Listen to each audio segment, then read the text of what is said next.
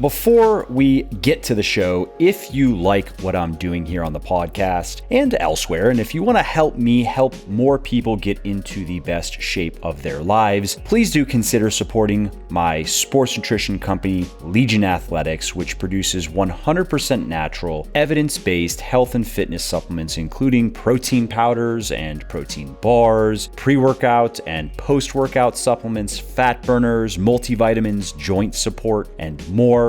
Every ingredient and dose in every product of mine is backed by peer-reviewed scientific research. Every formulation is 100% transparent, no proprietary blends, and everything is naturally sweetened and flavored. To check it out, just head over to legionathletics.com, and just to show how much I appreciate my podcast peeps, use the coupon code MFL at checkout and you will save 20% on your entire order if it is your first purchase with us. And if it is not your first purchase, then you will get double reward points on your entire order, which is essentially getting 10% cash back in rewards points. So again, that URL is legionathletics.com. And if you appreciate my work and if you want to see more of it, please do consider supporting me so I can keep doing what I love, like producing podcasts like this.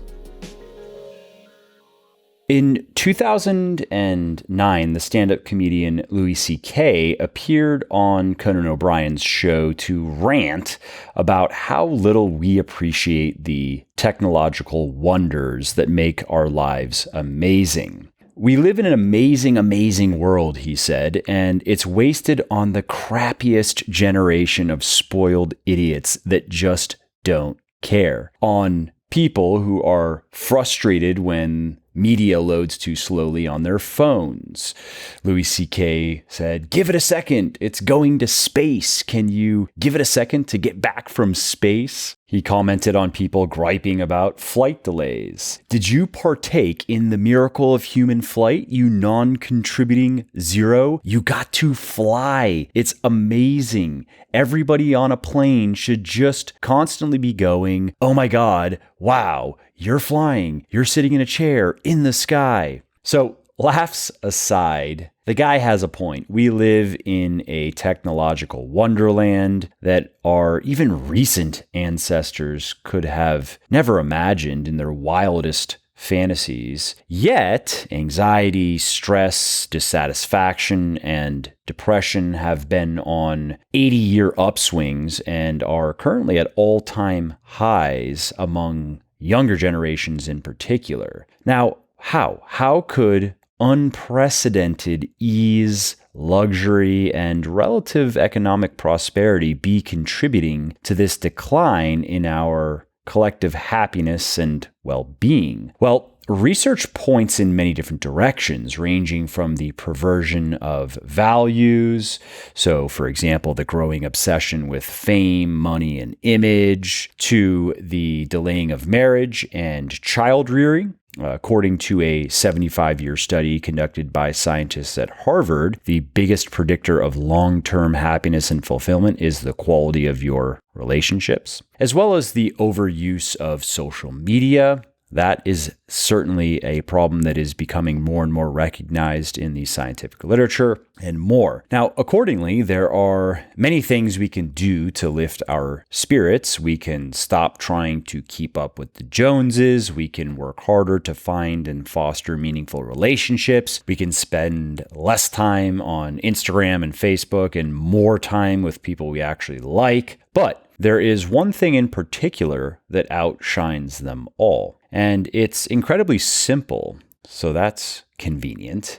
It is gratitude, something I'm sure you have heard quite a bit about, something that many people in the self-help, self-development space have been talking about for some time now. And there's a good reason why. According to Dr. Robert A. Emmons in his 2013 book, Gratitude Works, a 21-day program for creating emotional prosperity, quote, "Gratitude has one of the strongest links to mental health and satisfaction with life of any personality trait, more so than even optimism, hope, or compassion. grateful people experience higher levels of positive emotions such as joy, enthusiasm, love, happiness, and optimism. And gratitude as a discipline protects us from the destructive impulses of envy, resentment, greed, and bitterness. People who experience gratitude can cope more effectively with everyday stress, show increased resilience in the face of trauma-induced stress, recover more quickly from illness, and enjoy more robust physical health. So, in other words, the more thankful we are for anything and everything, the better our lives are going to be in just about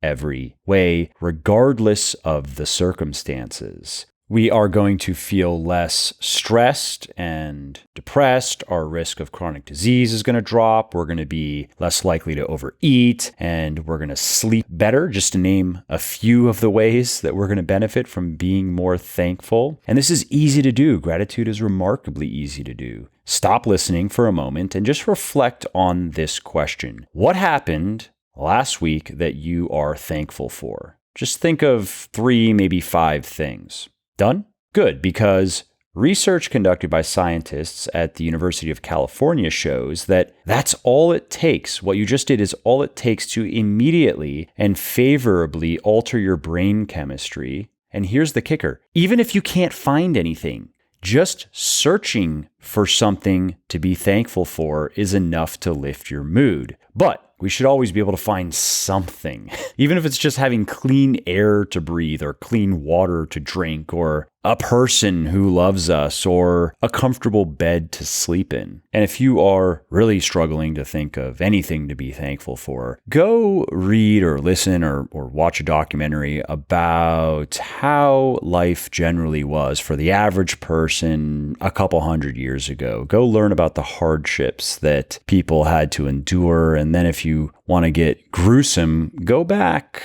1,000 years and learn about what life was like for most people and compare that to your life now. And I think you're going to find some things to be grateful for. I think you're going to be glad that you were born when you were born and not a long time ago. Anyway, another interesting point with this gratitude exercise is the more often we do it, the more often we practice gratitude, the easier and easier it becomes to find things to appreciate. As scientists like to say, neurons that fire together wire together. And so the more we stimulate the neural pathways involved in feeling grateful, the more robust and efficient those pathways become. And if you want to experience this for yourself, all you have to do is start keeping a gratitude journal. Here's how Martin Seligman explained it in his 2012 book, Flourish, A Visionary New Understanding of Happiness and Well-Being. Quote, every night for the next week, set aside 10 minutes before you go to sleep. Write down 3 things that went well today and why they went well. Writing about why the positive events in your life happened may seem awkward at first, but please stick with it for 1 week. It will get easier. The odds are that you will be less depressed, happier, and addicted to this exercise 6 months from now. Now, incredibly, a study conducted by scientists at Hofstra University found that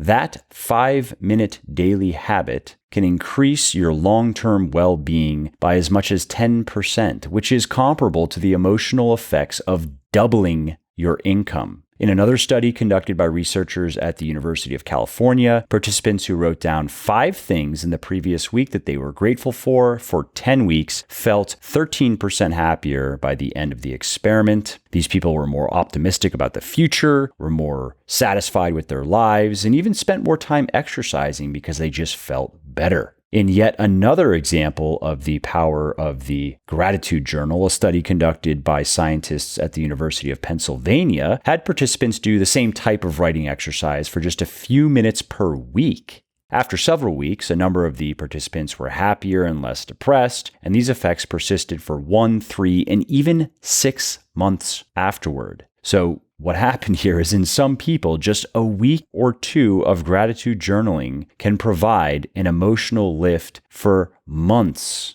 6 months, or even longer. And the things that you write in your journal do not need to be momentous or even meaningful, only specific. That's the key. And there's also the frequency of the writing. That's what matters, not the intensity. So, for example, in one of the studies that I cited, the types of things people recorded in their journals included a sunset through the clouds, the chance to be alive, and the generosity of friends. And that means that your entries can be equally workaday. Maybe it's a delicious bagel that you had for breakfast, or a seductive smile from your spouse, or a compliment from your boss. Those are all perfectly acceptable entries. And the reason this exercise works is it forces you to repeatedly scan your life for the good. And the more you do this, the more automatic and general this behavior and mindset becomes. So the more you tend to do this when you're not journaling.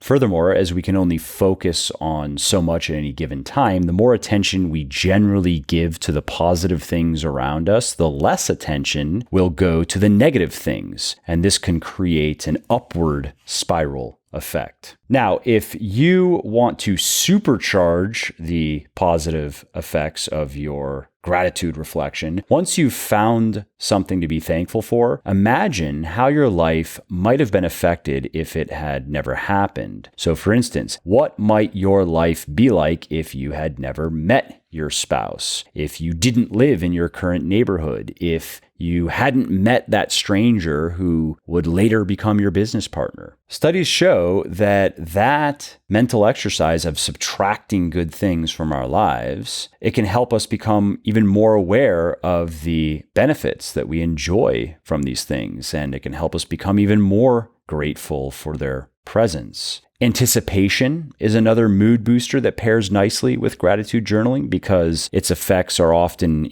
greater than retrospection. So looking forward to something is often going to make us more excited and is going to have a more beneficial effect on our mood than looking back on something that was nice. And some research shows that anticipating events can actually have a bigger effect on our mood than experiencing them. So while you are thinking of things to be grateful for, let's say at the end of the day, you can also then think about something, at least one thing to anticipate the following day. And you can benefit even further from that duo by doing it first thing in the morning. So research conducted by scientists at the University of Pennsylvania and Ohio State University shows that your morning mood tends to color your entire day. So if you start off by looking for things to be thankful for, and then looking for at least something, if not a few things, to look forward to that day, then chances are you are going to get more productivity and more pleasure out of your life. Now, if you're wondering what I have done with this information personally, I have a Google sheet called Daily Positivity, and it's formatted pretty simply. So the first column is just the date column, and that's just a list of dates, one after the other. And then the next column is the first thing that I'm anticipating. So anticipating 1, and then the next column is why, and then anticipating 2, why, anticipating 3, why, and then thankful for 1, so that's column H, and then why, thankful for 2, why, thankful for 3,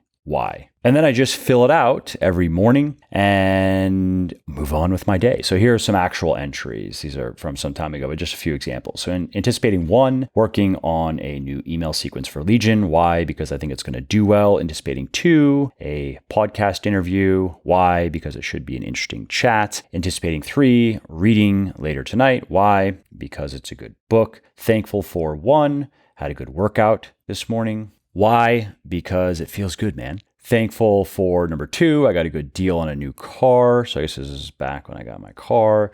Why? Because it saves money. Thankful for 3, I got a gift from Lennox. Why? My son Lennox. Why? Because it feels good, man. And that's it. Short, simple, takes 5, maybe 10 minutes max. And it gives me a little mood boost. It gives me a little emotional high, a little wave to ride as I start my day and start in on what is usually my deep work, my more difficult work. And it can do the same for you. I recommend that you give it a try.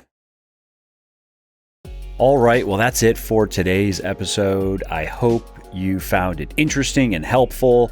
And if you did, and you don't mind doing me a favor, could you please leave a quick review for the podcast on iTunes or wherever you are listening from? Because those reviews not only convince people that they should check out the show, they also increase the search visibility and help more people find their way to me and to the podcast and learn how to build their best body ever as well. And of course, if you want to be notified when the next episode goes live, then simply subscribe to the podcast in whatever app you're using to listen, and you will not miss out on any of the new stuff that I have coming.